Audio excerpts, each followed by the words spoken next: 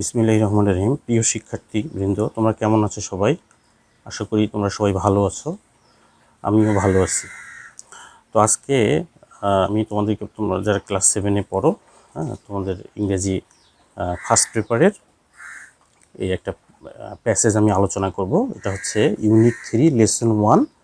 এটা শিরোনামটা হচ্ছে যে prize giving day at school. তো এখানে তার আগে কিছু একটা শিরোনাম দেওয়া আছে, এখানে একটু দেখি এখানে একটু কী বলছে।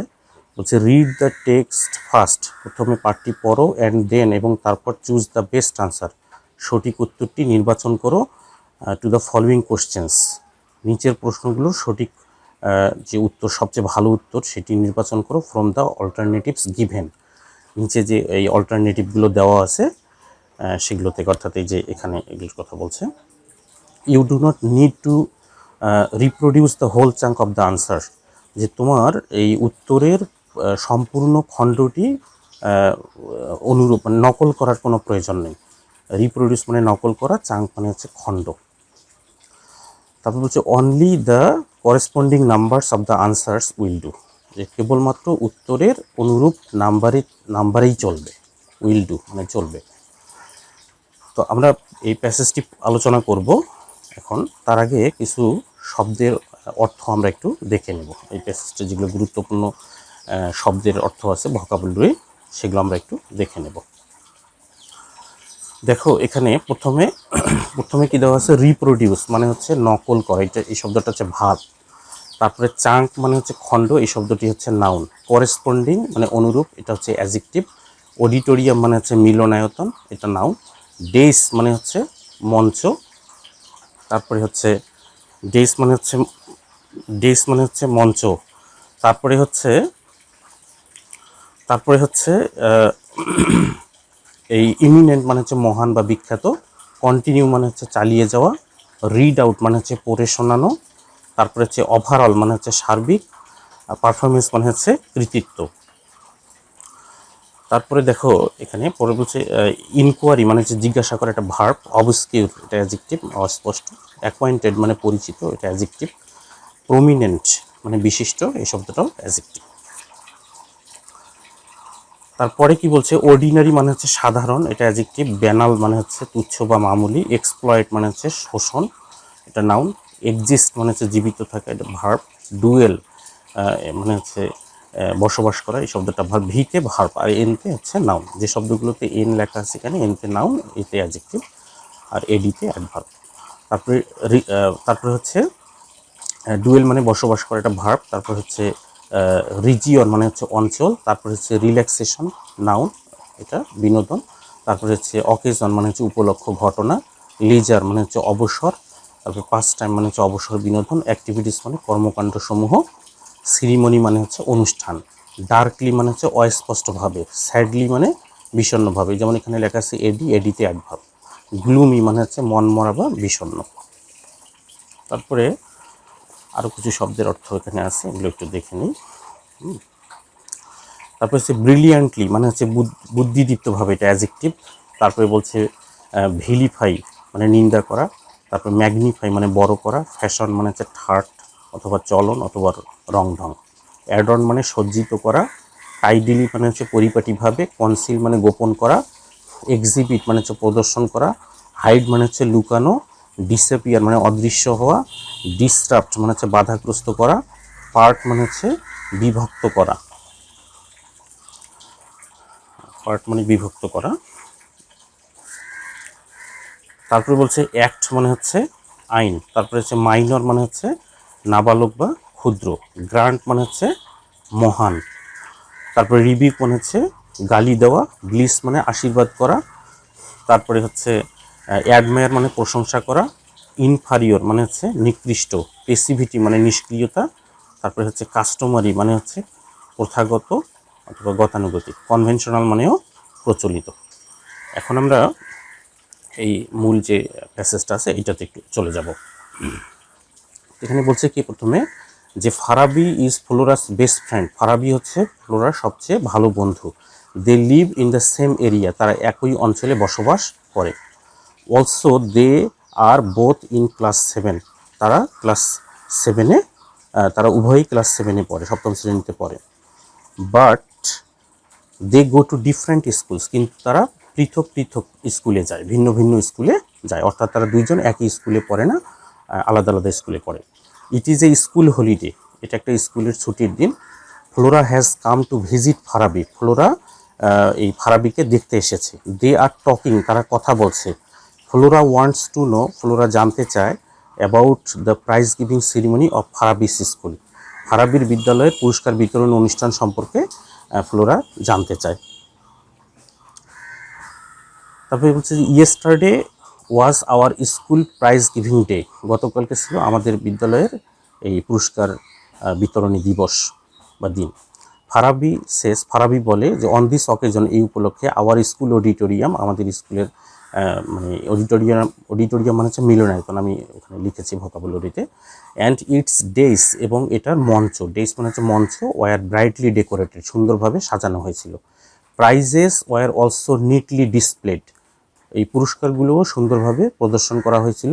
অন এ সেপারেট টেবল, একটা পৃথক টেবিলে, অন দ্য ডেইস, মঞ্চের উপর একটা পৃথক টেবিলে এই পুরস্কারগুলোকে সুন্দরভাবে এই প্রদর্শন করা হয়েছিল।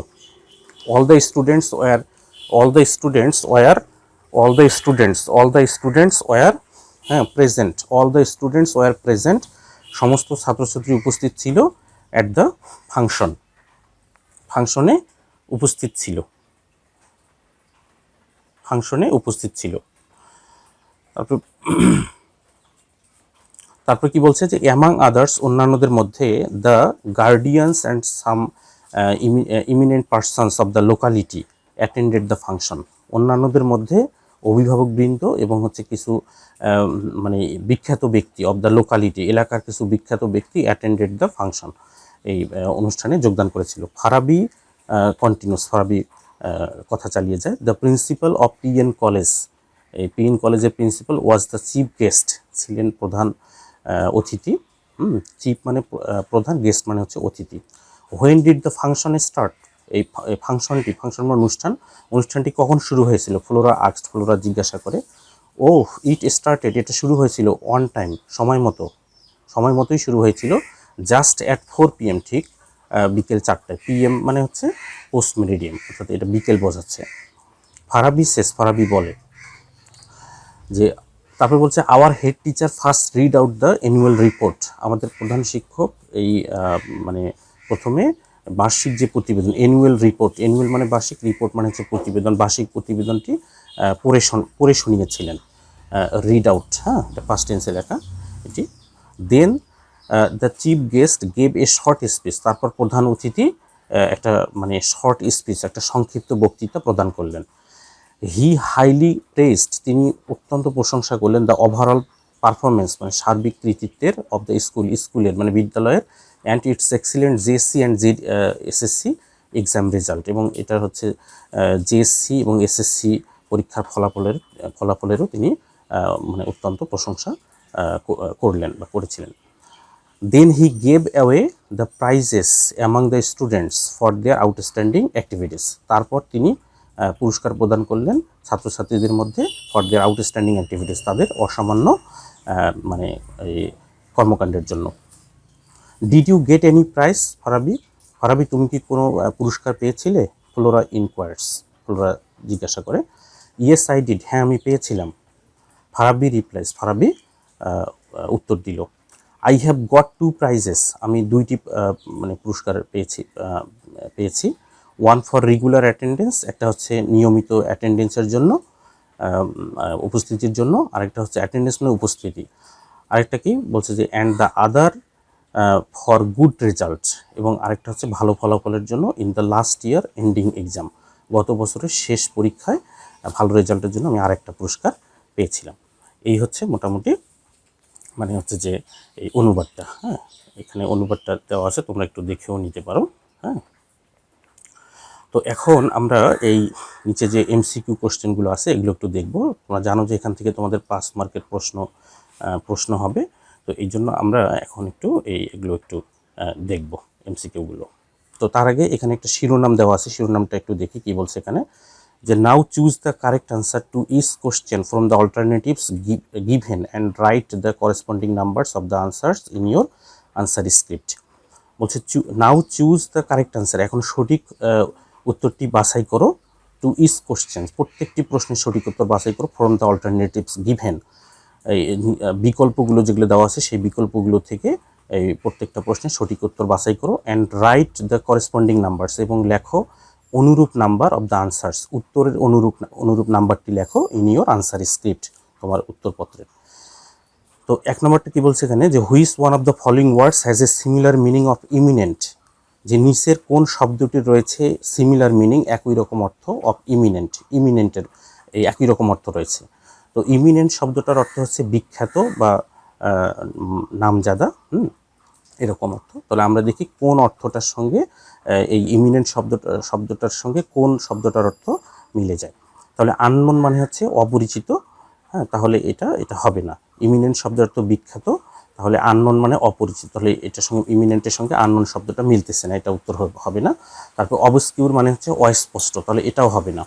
তারপরে অ্যাকোয়েন্টেড মানে হচ্ছে পরিচিত, তাহলে না, অ্যাকোয়েন্টেড মানে হচ্ছে হ্যাঁ পরিচিত, তাহলে এটাও হবে না। তারপরে হচ্ছে এটা, তারপরে আছে হলো প্রমিনেন্ট, হ্যাঁ, প্রমিনেন্ট শব্দটার অর্থ হচ্ছে ওই বিখ্যাত বা নামজাদা, তাহলে এই উত্তর হবে এই যে এটি প্রমিনেন্ট।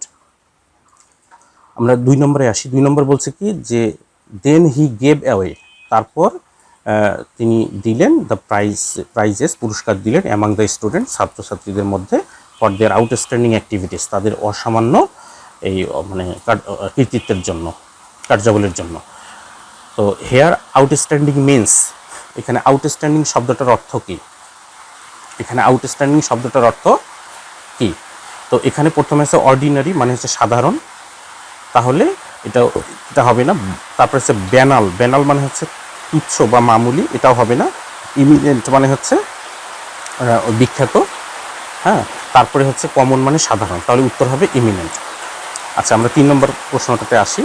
হি হাইলি প্রেজড ওভারঅল পারফরমেন্স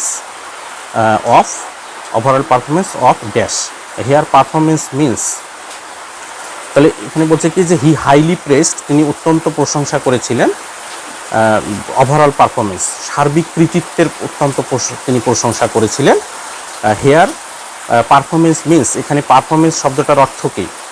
তাহলে এ নম্বরে আছে হলো ফেইলার মানে ব্যর্থতা, তারপরে বি নম্বরে আছে হলো অ্যাচিভমেন্ট মানে হচ্ছে অর্জন বা কৃতিত্ব, এক্সপ্লয়েট মানে শোষণ, আর রিয়েলাইজেশন মানে হচ্ছে উপলব্ধি।